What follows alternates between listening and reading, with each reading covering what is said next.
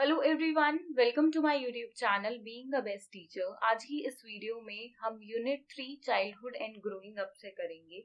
ये हमारी क्लास 3 होगी। इससे पहले ऑलरेडी क्लास 1 एंड 2 में हमने यूनिट 1 क्लास 1 में, यूनिट 2 क्लास 2 में कंप्लीट कर ली है। सो अगर आपने वो वीडियोस नहीं देखी है तो लिंक डिस्क्रिप्शन बॉक्स में गिवन है। सो मेक श्योर आप वो वीडियोस इस वीडियो के बाद जरूर देखें। So you can subscribe us on our Telegram channel जो कि है Being a Best Teacher। यहाँ पे आपको सभी PDF मिल जाएंगे जो भी देखिए अपलोड की जाती है वीडियोस चैनल पर। साथ में कुछ और सपोर्टिंग मटेरियल भी आपको चैनल के माध्यम से मिल जाएगा। कोई क्वेरी हो तो आप ईमेल कर सकते हैं beingaBestTeacher@gmail.com पे हमें। तो चलिए शुरू करते हैं आज के MCQ questions from unit 3 in our class 3rd. Question 1. According to whom the process of acquiring new knowledge and new responses is the process of learning? First option is Woodworth, second is Crow and Crow, third is J.P. Guilford, fourth is Gates, and the correct answer is Woodworth. देखिए यहाँ पे ऐसी definitions आपको questions में देखने को मिलेंगी and आपसे डेफिनेटली पूछा जाएगा कि बताइए ये जो डेफिनेशन है ये किसने दी थी, ये वर्ड्स किसके द्वारा कहे गए थे, like who said the process of acquiring new knowledge and new responses is the process of learning. Next question number 2. According to whom learning is any change in behavior resulting from behavior? तो ये definition किसने दी थी?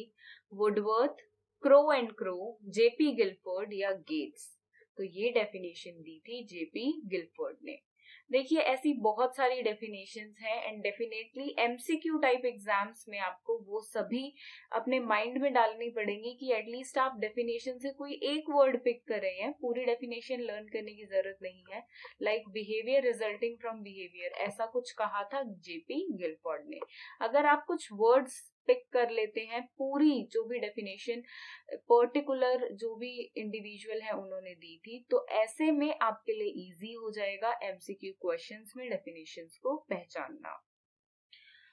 Next is question number 3. Which of the following statement is incorrect? इनमें से कौन सी जो statement है, जो कथन है, वह सही नहीं है, वह गलत है। पहला ऑप्शन है learning is modification in behaviour, second is learning is organization of behaviour, learning is confirmation of new processes या ऑल ऑफ दीज। देखिए थोड़ा सा क्वेश्चन में प्रॉब्लम है, यहाँ क्वेश्चन होना था which of the statement is correct. तो तीनों ही स्टेटमेंट करेक्ट हैं, तो आंसर आपका होगा ऑप्शन 4, ऑल ऑफ दीज। तो क्वेश्चन को करेक्ट कर ले, बाकी आपको पीडीएफ जो टेलीग्राम चैनल पे मिलेगा उसमें ये करेक्शन आपको होकर डेफिनेटली मिलेगी। सो कैरेक्टरिस्टिक्स ऑफ लर्निंग, देखिए लर्निंग बेस्ड आपका पूरा एक कॉन्सेप्ट है। यूनिट 3 आपकी लर्निंग के ही कॉन्सेप्ट से स्टार्ट होती है। So it is important learning के फीचर्स, कैरेक्टरिस्टिक्स उसके बारे में आपको पता हो, तभी आप लर्निंग बेस्ड क्वेश्चंस जो आएंगे आपके एमसीक्यू एग्जाम्स में आप उनको सॉल्व कर पाएंगे। सो लेट्स क्विकली एक बार हम इनको डिस्कस कर लेते हैं। नंबरिंग देखिए यहाँ पे 1 हो रखी है, बट 1 2 3 4 5 6 7 8 9 10 11 12 13, ये 13 कैरेक्टरिस्टिक्स हम डिस्कस करेंगे। ऑल्दो जितने भी मैं पुट ऑन कर सकती थी, 2 बुक्स हैं उनसे मैंने यहाँ पर करे हैं। सो लेट्स डिस्कस देम, समझते हैं एक बार इनको। Characteristics of learning, first is learning जो है वो एक कंटिन्यूअस प्रोसेस है जो चलता रहता है, लाइफ लॉन्ग प्रोसेस है। देखिए एक बच्चा माँ की कोख से ही लर्न करना सीख जाता है, कुछ ना कुछ देखिए वो डेली बेसिस पे लर्न करता है जैसे जैसे वो ग्रो करता है। उसके बाद मृत्यु तक जो लर्निंग का प्रोसेस है वो चलता रहता है। सो लाइफ लॉन्ग प्रोसेस है, कंटिन्यूअस प्रोसेस है। नेक्स्ट इज ट्रांसफरेबल, देखिए लर्निंग ट्रांसफरेबल है, मैंने जो लर्न किया मैं वो किसी और को भी बता सकती हूँ, ट्रांसफर कर सकती हूँ अपनी लर्निंग को औरों तक। Third is process of development. देखिए लर्निंग एक इंडिविजुअल की डेवलपमेंट में हेल्प करती है, चाहे वो हम किसी भी क्षेत्र में इमोशनल डेवलपमेंट की बात करें, पर्सनालिटी डेवलपमेंट की बात करें, कॉग्निटिव डेवलपमेंट की बात करें, तो सभी होते हैं डेवलपमेंट लर्निंग से। Next is purposive. देखिए और गोल ओरिएंटेड, इनको साथ में करेंगे। लर्निंग जो है उसके पीछे कोई ना कोई कारण होता है, एक गोल छिपा होता है। लाइक अगर एक बच्चा किसी क्लास में पढ़ रहा है तो उसका गोल है कि वो उस क्लास को पास करे और नेक्स्ट क्लास में बढ़े, जो उस क्लास की लर्निंग है वो उस पर्टिकुलर क्लास की लर्निंग कंप्लीट करे। ऐसे ही अगर आप बीएड कर रहे हैं तो आपका गोल है यहाँ पे लर्निंग का, बीएड की लर्निंग जो आप करेंगे कि आप कल को एक अच्छे टीचर बन सके। आप एक गोल आपका क्या है, to become a teacher, that's why आप लर्निंग कर रहे हैं बीएड में। Next is organization of experiences. देखिए यहाँ पे लर्निंग में जो हमारे एक्सपीरियंस होते हैं वो ऑर्गेनाइज्ड होते हैं। एंड देखिए जो हमारी लर्निंग्स होती हैं वो भी डेली बेसिस की लाइफ में हम डेली कुछ ना कुछ न्यू लर्न करते हैं, प्लस वो लर्निंग हमें in our future life help भी करती है। Like we learn from our past experiences, ये टर्म आपने डेफिनेटली सुनी होगी, अपने काफी सब्जेक्ट्स में आपने देखी होगी। So we learn from our past experiences. Next is change in behaviour. देखिए लर्निंग की वजह से बिहेवियर में चेंज आता है। फॉर एग्जाम्पल अगर एक बच्चा छोटा होता है और जब वो मार्केट जाता है तो वो अपने पेरेंट्स से जिद करता है उसे टॉय दिलाएं, अगर नहीं मिलता है वो टॉय जो चीज या उसको चाहिए होती है तो वो क्राई बिहेवियर शो करता है, वो रोने लगता है। लेकिन जैसे जैसे उसके बिहेवियर में चेंज आता है, और वो चेंज कैसे आता है, लर्निंग की वजह से, जैसे जैसे वो लर्न करता है, चीजें समझता है, वैसे वैसे उसके बिहेवियर में चेंज आता है और फिर वो मार्केट जाता है तो वो जिद करना रोना छोड़ देता है। Next is helps in all round development. बच्चे की देखिए जितनी भी डेवलपमेंट की बात करें, हर क्षेत्र की डेवलपमेंट में लर्निंग हेल्प करता है। नेक्स्ट इज यूनिवर्सल प्रोसेस है, सभी जगह लर्निंग होती है and you can learn anywhere also. ऐसा नहीं है लर्निंग एक ही स्थान पर होगी, एक ही लोकेशन पर होगी, एंड सभी के लिए है, यूनिवर्सल प्रोसेस है लर्निंग। देन एडजस्टमेंट है। देखिए लर्निंग में हमें एडजस्टमेंट सिखाती है कि कैसे एडजस्ट करना चाहिए। लाइक एग्जाम्पल मैंने अभी आपको दिया, एक बच्चा मार्केट जाता है, टॉय के लिए जिद करता है, रोता है, तो वहां पे लर्निंग हुई, तो बच्चे ने एडजस्ट करना सीखा कि हर बार मैं अपनी पसंद का टॉय नहीं ले सकता हूँ। Next is research. देखिए लर्निंग में कुछ ना कुछ रिसर्च भी होती है। लाइक अगर हम पियाजे की थ्योरी की बात करें तो पियाजे ने कुछ लर्निंग की और उस लर्निंग से एक रिसर्च मतलब एक रिसर्च की और वो रिसर्च निकाली, और उसके द्वारा देखिए आज तक हम बच्चों को पढ़ पाते हैं, क्योंकि वो सबसे पहले पियाजे ने बच्चों को एक्सपीरियंस लाइक ऑब्जर्व किया एंड जो उनके एक्सपीरियंस थे बच्चों के साथ, उस पे एक रिसर्च हुई, उस लर्निंग पे एक रिसर्च पियाजे ने की। Next is fundamental process of life. अब देखिए लर्निंग जो है वो एक सामाजिक क्रिया है और लाइफ के लिए बहुत इम्पोर्टेंट भी है, एंड लर्निंग नहीं होगी तो डे टू डे के लाइफ के जो काम है वो भी ढंग से नहीं हो पाएंगे। Next is creative and active. Learning जो है वो एक क्रिएटिव है एंड एक्टिव भी है।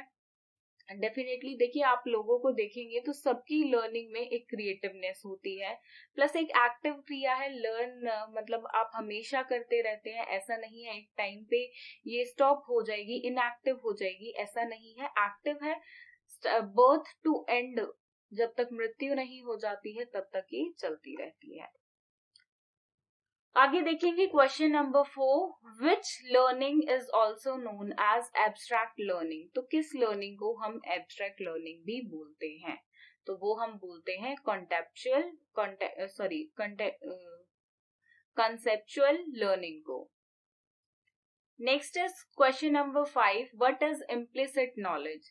देखिए इम्प्लिसिट और एक्सप्लिसिट दो तरह की ज्ञान है, दो तरह की नॉलेज है, दोनों ही आपको करनी है definitely.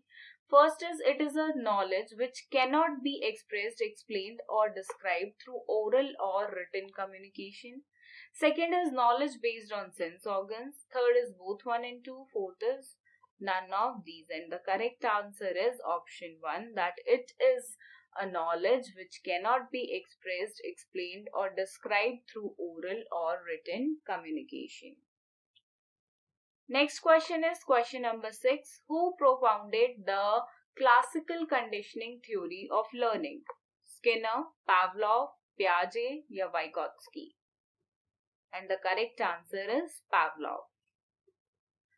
Next is question number 7. A theory which is based on observation and scientific study about how people learn.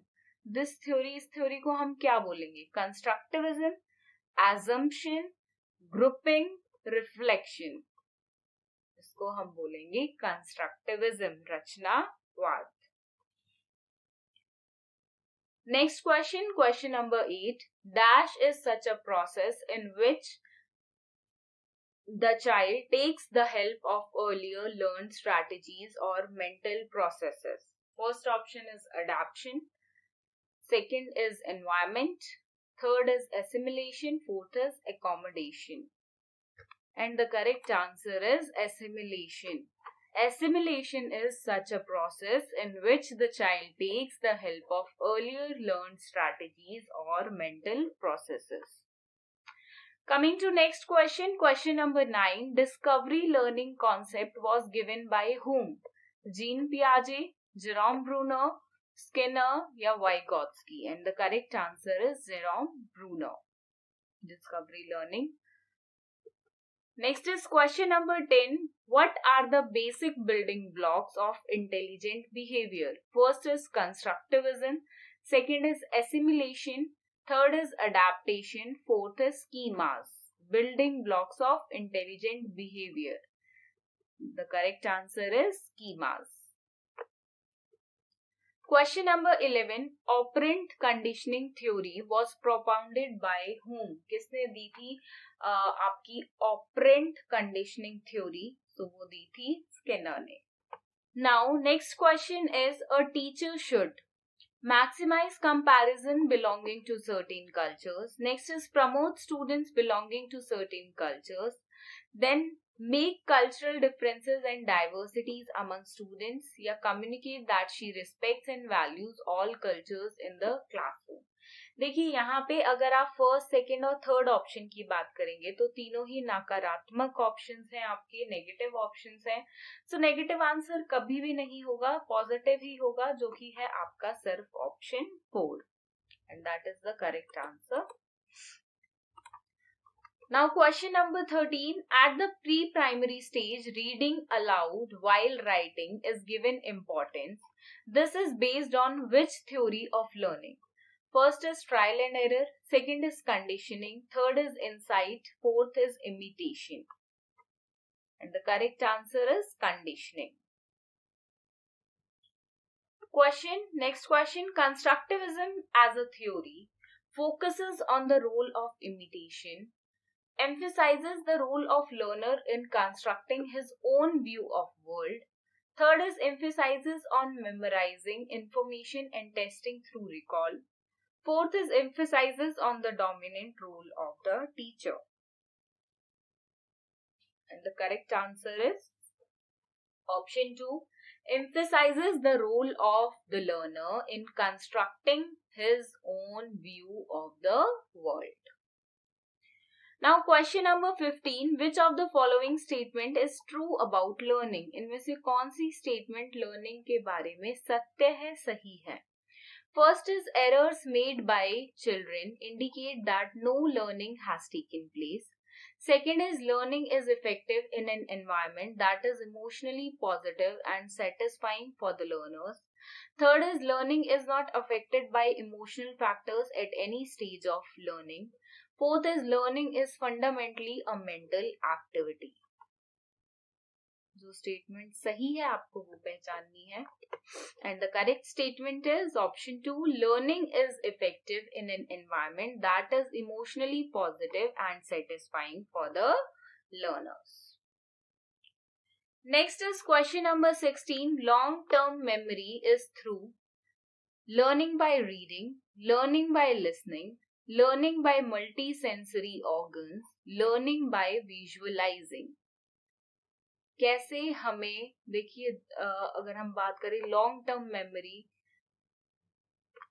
दीर्घकालिक स्मृति के माध्यम से, मतलब ज्यादा समय तक याद रहे, ज्यादा लंबी मेमोरी हो, so that is being done by learning by multi-sensory organs. जब हम एक चीज को सिर्फ देखकर ही ना सीखें या सुनकर ही ना सीखें, उसको टच करें, उसको देखें भी, उसको सुने भी, या एटसेट्रा, देखिए इससे क्या होता है, ये सीधा दिमाग में जाता है, मेमोरी को हिट करता है, बिकॉज आप एक चीज को ना सिर्फ देख रहे हैं, साथ में सुन भी रहे हैं, या और भी सेंस ऑर्गन्स यूज हो रहे हैं, जैसे कि ऑडियो विजुअल एड्स को यूज किया जाता है, और बच्चे उससे इंटरेस्ट लेकर भी सीखते हैं, साथ में उनको ज्यादा क्लैरिटी से भी समझ आता है. Next is question number 17. Child development is defined as a field of study that examines change in human abilities. Second is seek to explain behaviors across the lifespan. Third is compares children to adults to senior citizens. Fourth is account for the gradual evolution of the child's cognitive, social and other capacities. Child development को कैसे define करेंगे in the field of study? Correct answer is option 4, accounts for the gradual evolution of the child's cognitive, social and other capacities. बच्चे के संज्ञानात्मक, सामाजिक और अन्य क्षमताओं के क्रमिक विकास के लिए खाते. Next is question number 18. Child should be treated as child. बच्चे को बच्चे की तरह ही जाना चाहिए, मानना चाहिए, उसी की तरह उसको ट्रीट करना चाहिए. तो ये किसने कहा था? 4 ऑप्शन है, रोजियो, वेट्सलो, बाइनेट, गेग्ने. The correct answer is Wetzlaw. Next question number 19. Piaget's principle is related to child's dash. Psychological development, emotional feelings, cognitive development, physical development. मनोवैज्ञानिक विकास, भावनात्मक भावनाएं, संज्ञानात्मक विकास, शारीरिक विकास. So it belongs basically to cognitive development. It is related with cognition. Piaget's principle is related to child's cognitive development. This is the correct line. Next is question number 20. The two factors theory of intelligence was proposed by whom? Spearman, Wetzlaw, Piaget, Binet. And the correct answer is Spearman. So easy questions, not so difficult. 20 MCQ questions हमने discuss किए unit 3 से in our class 3rd. And अगली video class 4 आपकी होगी unit 4 पे. And unit 4 भी बहुत interesting है. ऑल्दो स्टूडेंट्स को कई बार वो इजी लगती है, but although that is not easy because this time आपके एमसीक्यू एग्जाम्स हैं. कोई भी डाउट हो आपको तो कमेंट बॉक्स में आप लिख सकते हैं, या हमें ईमेल करें beingaBestTeacher@gmail.com पे. पीडीएफ आपको मिल जाएगा हमारे टेलीग्राम चैनल से, which is being a best teacher. तो आप टेलीग्राम चैनल पे सब्सक्राइब करके वहां से पीडीएफ ले सकते हैं. लिंक डिस्क्रिप्शन बॉक्स में गिवन है. Thank you for watching this video, and do share this video with your friends and subscribe to our YouTube channel, which is Being a Best Teacher. Thank you.